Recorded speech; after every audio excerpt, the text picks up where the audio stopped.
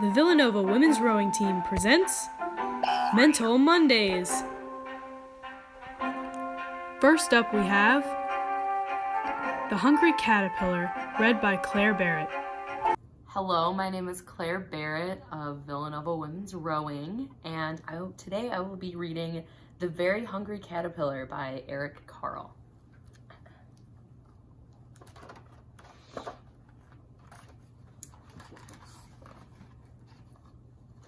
In the light of the moon, a little egg lay on a leaf.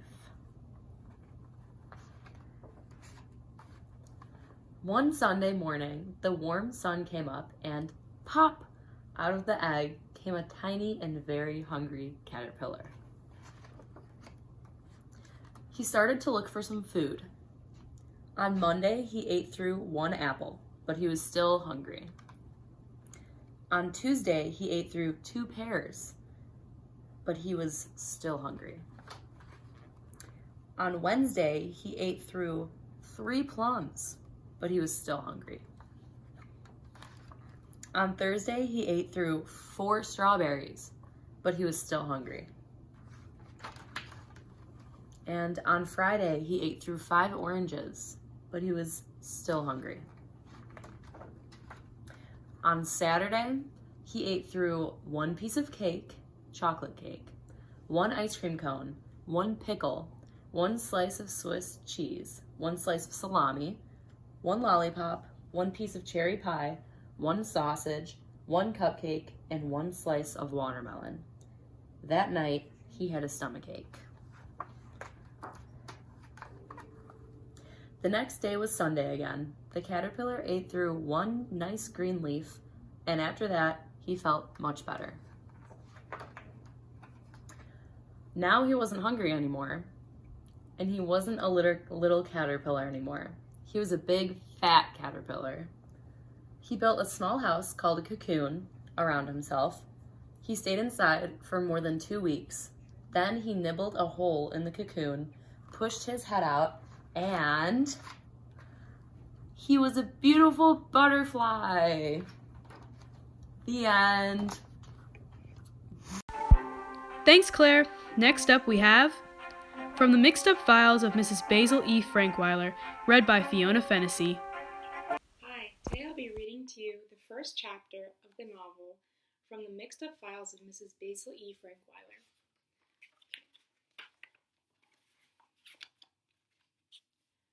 Claudia knew that she could never pull off the old-fashioned kind of running away. That is, running away in the heat of anger with a knapsack on her back. She didn't like discomfort. Even picnics were untidy and inconvenient. All those insects and the sun melting that icing on her cupcakes. Therefore, she decided that leaving her home would not be just running from somewhere, but would be running to somewhere. To a large place, a comfortable place, an indoor place, and preferably a beautiful place. And that's why she decided upon the Metropolitan Museum of Art in New York City. She planned very carefully. She saved her allowance, and she chose her companion. She chose Jamie, the second youngest of her 3 younger brothers. He could be counted on to be quiet, and now and then he was good for a laugh. Besides, he was rich, unlike most boys his age. He had never even begun collecting baseball cards. He saved almost every penny he got. But Claudia waited to tell Jamie that she had decided upon him.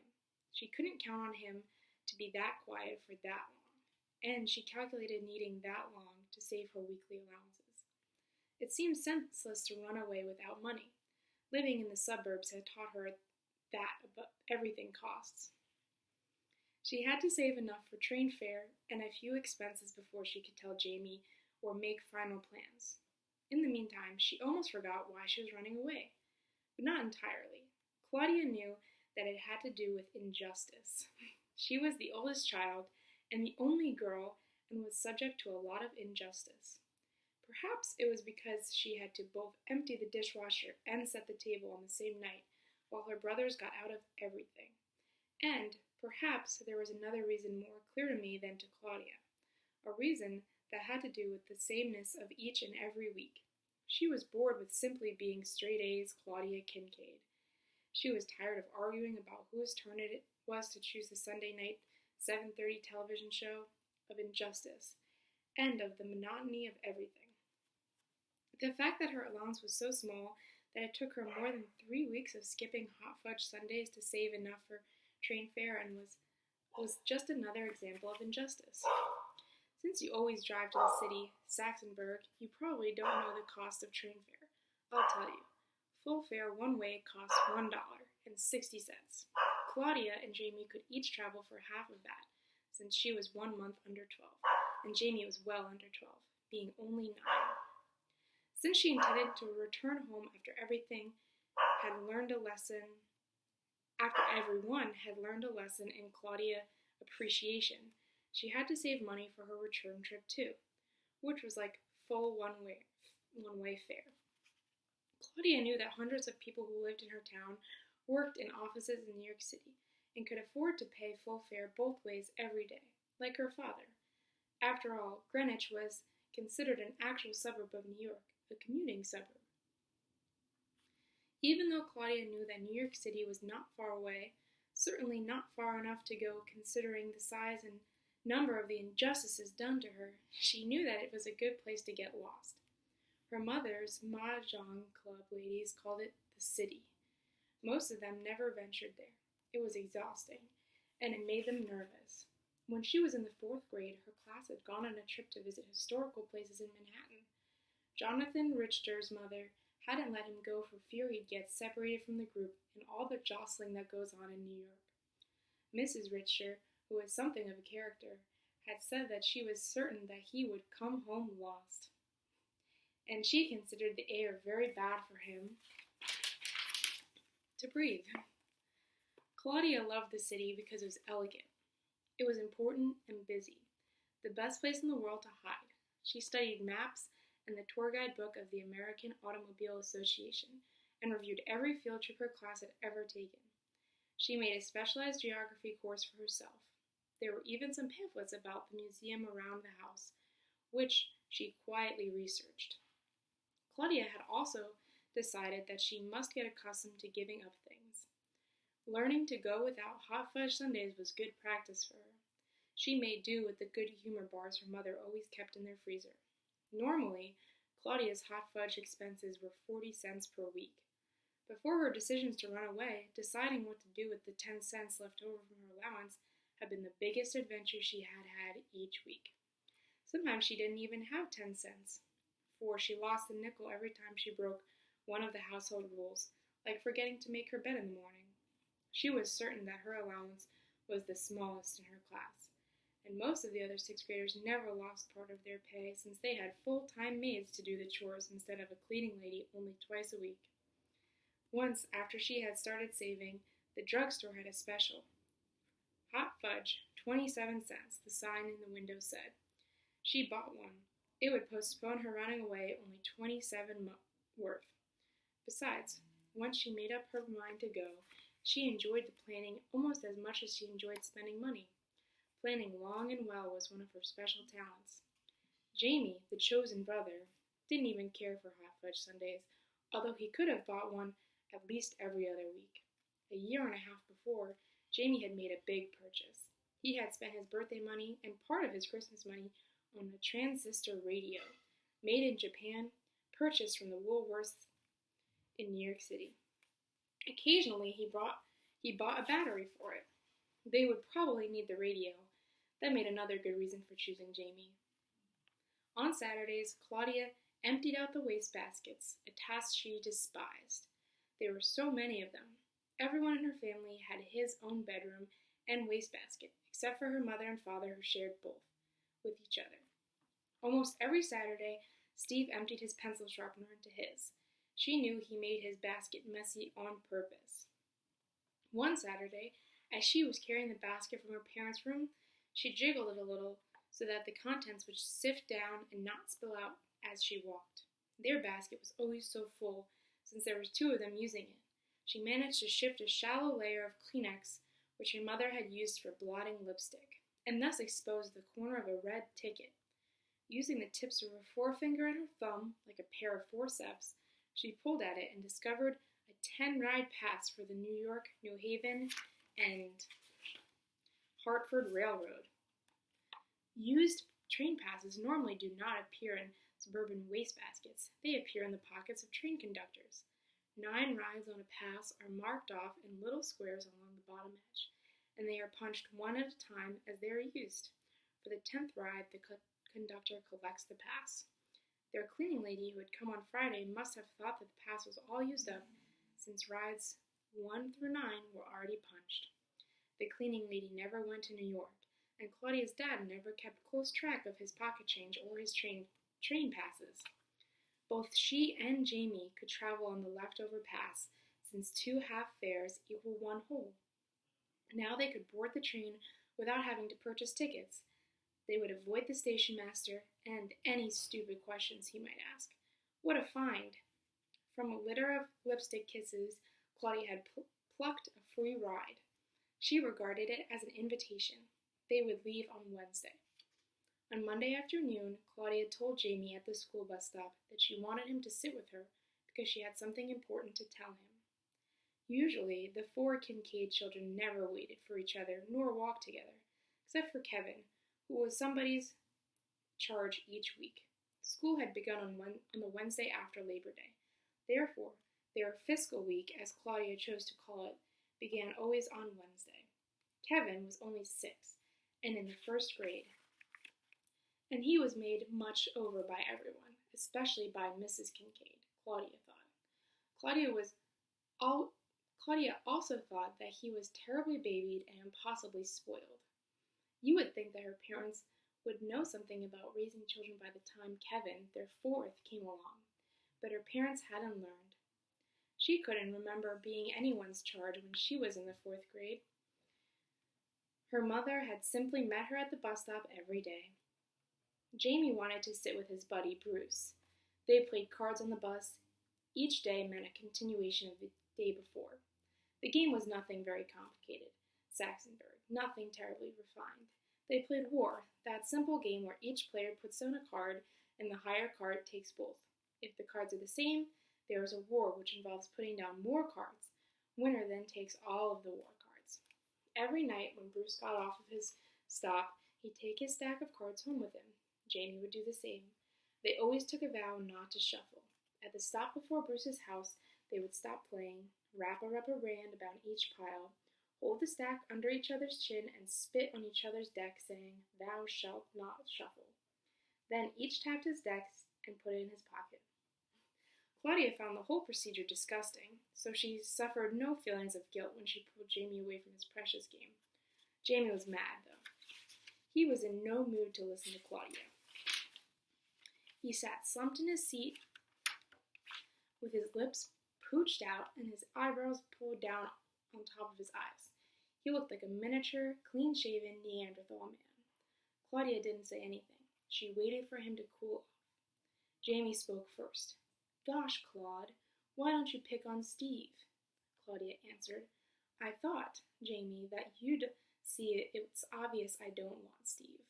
"Well," Jamie pleaded, want him. Claudia had planned her speech. "I want you, Jamie, for the greatest adventure in our lives." Jamie muttered, "Well, I wouldn't mind if you'd pick on someone else." Claudia looked out the window and didn't answer. Jamie said, "As long as you've got me here, tell me." Claudia still said nothing and still looked out the window. Jamie became impatient. "I said that as long as you've got me here, you might as well tell me." Claudia remained silent. Jamie erupted. "What's the matter with you, Claude? First you bust up my card game, then you don't tell me? It's indecent." "Break up, not bust up. Indecent, not undecent," Claudia corrected. "Oh, baloney, you know what I mean. Now tell me," he demanded. "I've picked you to accompany me on the greatest adventure of our mutual lives," Claudia repeated. And here's the picture.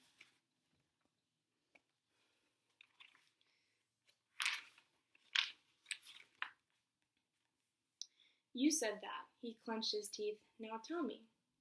"I've decided to run away from home, and I've chosen you to accompany me." "Why pick on me? Why not pick on Steve?" he asked. Claudia sighed.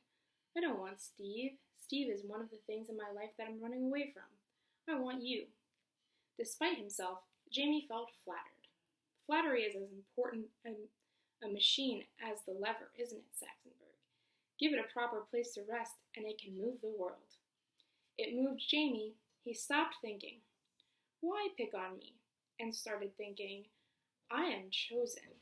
He sat up in his seat, unzipped his jacket, put one foot up on the seat, placed his hands over his bent knee, and said, out of the corner of his mouth, "Okay, Claude, when do we bust out of here? And how?" Claudius stifled the urge to correct his grammar again. "On Wednesday. Here's the plan. Listen carefully." Jamie squinted his eyes and said, "Make it complicated, Claude. I like complications." Claudia laughed. "It's got to be simple to work. We'll go on Wednesday because Wednesday is music lesson day. I'm taking my violin out of its case and I'm packing it full of clothes. You do the same with your trumpet case. Take as much clean underwear as possible, and socks, and at least one other shirt with you." "All in a trumpet case? I should have taken up the bass fiddle." "You can use some of the room in my case. Also, use your book bag. Take your transistor radio." "Can I wear sneakers?" Jamie asked. Claudia answered, "Of course. Wearing shoes all the time is one of the tyrannies you'll escape by coming with me." Jamie smiled, and Claudia knew that now was the correct time to ask. She almost managed to sound casual. "And bring all your money." She cleared her throat. "By the way, how much money do you have?" Jamie put his foot back down on the floor, looked out the window, and said, "Why do you want to know?" "For goodness sake, Jamie, if we're in this together, then we're together. I've got to know. How much do you have?" "Can I trust you not to talk?" he asked. Claudia was getting mad. "Did I ask you if I could trust you not to talk?" She clamped her mouth shut and let out twin whiffs of air through her nostrils. Had she done it any harder or any louder, it would have been called a snort. "Well, you see, Claude," Jamie whispered, "I have quite a lot of money." Claudia thought that old Jamie would end up being a business tycoon someday, or at least a tax attorney like their grandfather. She said nothing to Jamie. Jamie continued, "Claude, don't tell Mom or Dad, but I gamble. I play those card games with Bruce for money. Every Friday we count our cards and he pays me 2 cents for every card I have more than he has, and 5 cents for every ace. And I always have more cards than he has, and at least one more ace." Claudia lost all patience. "Tell me how much you have. $4, 5, how much?" Jamie nuzzled himself further into the corner of the bus seat and sang, $24.43. Claudia gasped, and Jamie, enjoying her reaction, added, "Hang around until Friday and I'll make it 25 even." "How can you do that? Your allowance is only 25 cents.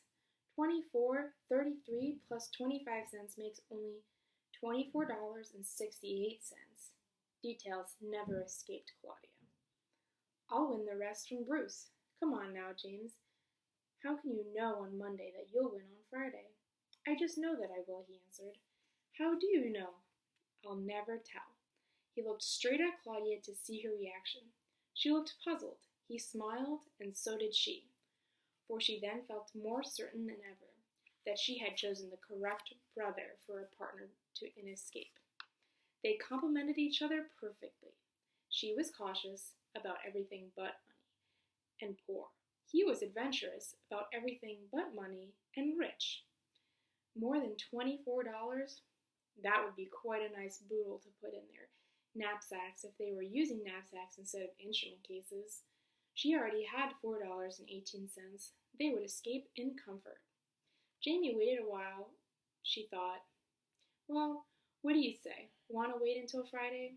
Claudia hesitated only a minute more before deciding. "No, we have to go on Wednesday. I'll write you full details of my plan. You must show the plan to no one. Memorize all the details, then destroy my note." "Do I have to eat it?" Jamie asked. "Tearing it up and putting it in the trash would be much simpler.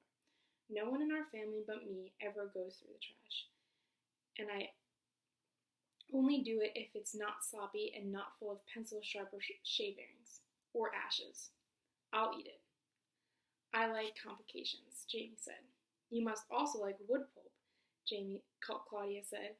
That's what paper's made of, you know. I know, Jamie answered. They spoke no more until they got off the bus at their stop. Steve got off the bus after Jamie and Claudia. Steve yelled, Claude, it's your turn to take Kevin. I'll tell Mom if you forget. Claudia, who had been walking up ahead with Jamie, stopped short, ran back, grabbed Kevin's hand, and started retracing her steps, pulling him along to the side and slightly behind. I want to walk with Stevie, Kevin cried. That would be just fine with me, Kevin, brat, Claudia answered, but today you happen to be my responsibility. Whose responsibility am I next? He asked. Wednesday starts Steve's turn, Claudia answered. I wish it could be Steve's turn every week, Kevin whined. You just may get your wish. Kevin never realized then or ever that he had been given a clue, and he pouted all the way home.